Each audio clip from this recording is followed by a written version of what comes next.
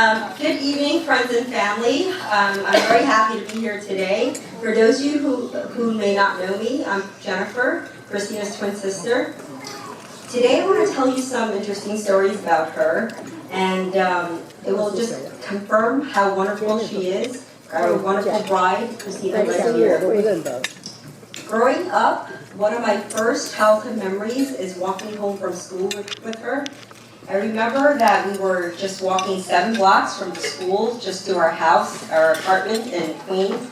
And Christina would always hold my hands really tightly, her sweaty grip, and the way she counted every traffic light, because there was 7 traffic lights that we had to go through. But she wanted to protect me.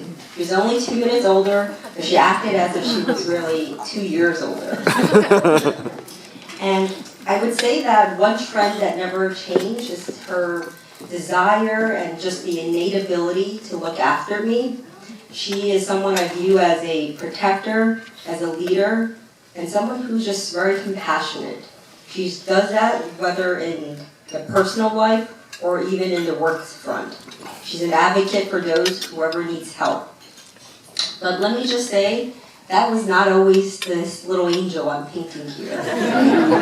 She's actually, she's quite devious, if I can say. And I will tell you some really stories where we were growing up in high school.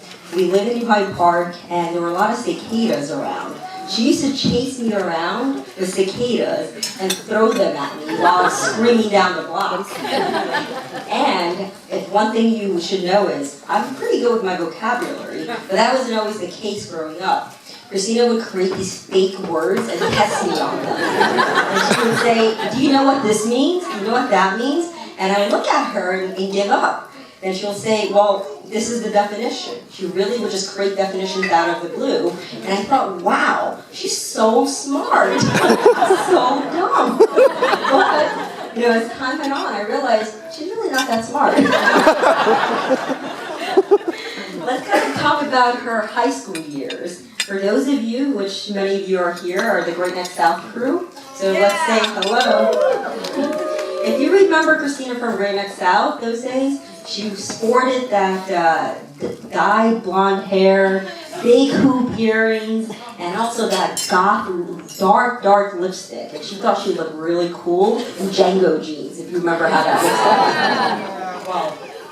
Well, not much has changed, I would say, but her sense of style did improve slightly. So when you go into her NYU GSP days, so Great Neck, for our NYU GSP team, let's say hello. Very proud. And I would say that her sense of style did improve a bit. She was a bit rebellious. In college, she actually introduced me to a lot of things. And I can say she was a master of many things. And she excelled at cramming for last-minute papers, many of which I did for her. And also, I would say she made it class barely on time. Other than that, I can also add that our lovely bride here, she also spent a lot of time socializing in the MOH Library at NYU. And if you remember those million Asian parties, PD Psi, Lambda, we went to all of those. But also within that time frame, we forged a lot of great, I would say, everlasting friendships at NYU, many of which are here today, so we're really grateful and thankful for that.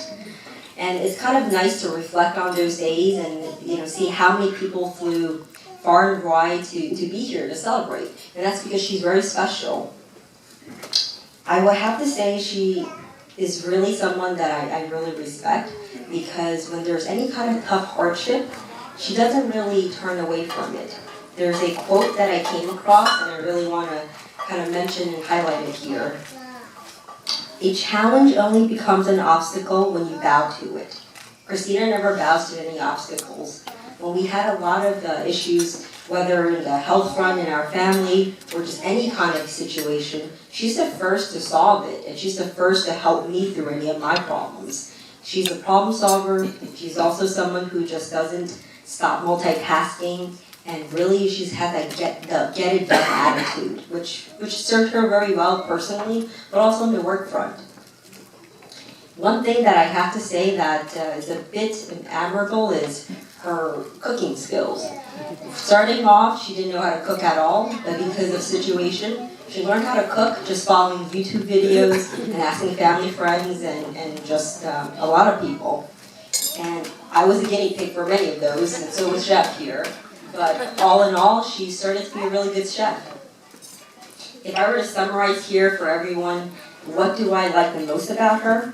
It's really that take charge attitude, but also she's someone who really is passionate about what she does, and whenever there's any wrongdoing, something that's not ethical, that's something where it's not going well, she fights for it. Even if it means it's challenging a mass audience, she'll do it. And I really admire that about her.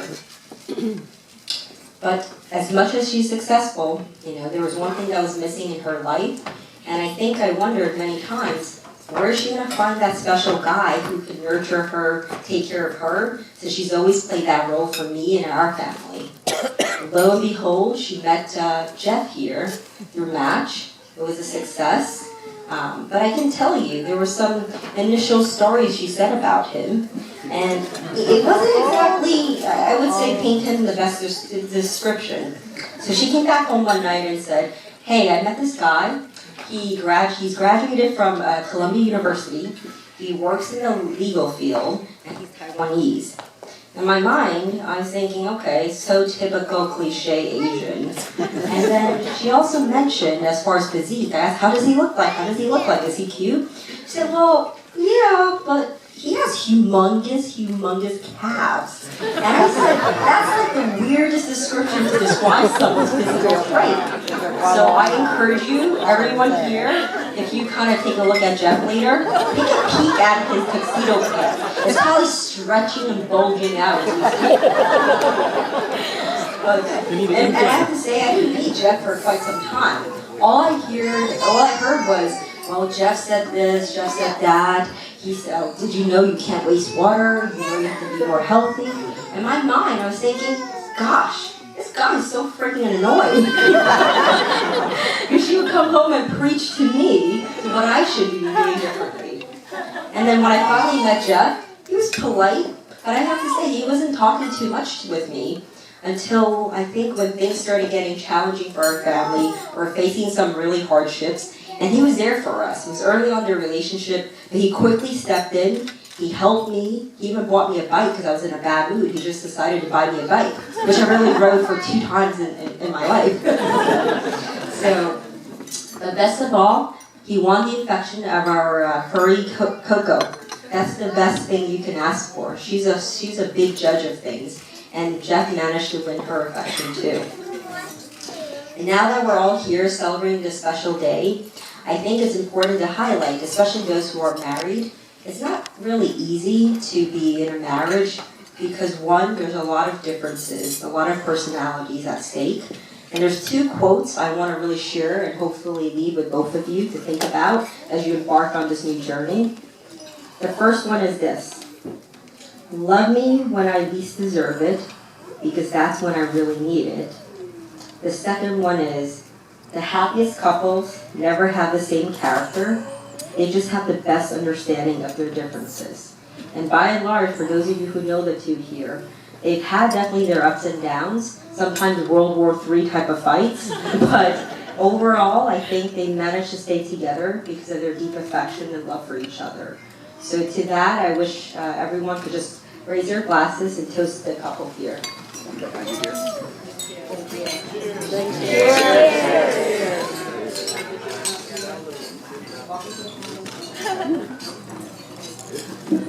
Ladies and gentlemen, big round of applause for Jeff for a beautiful toast.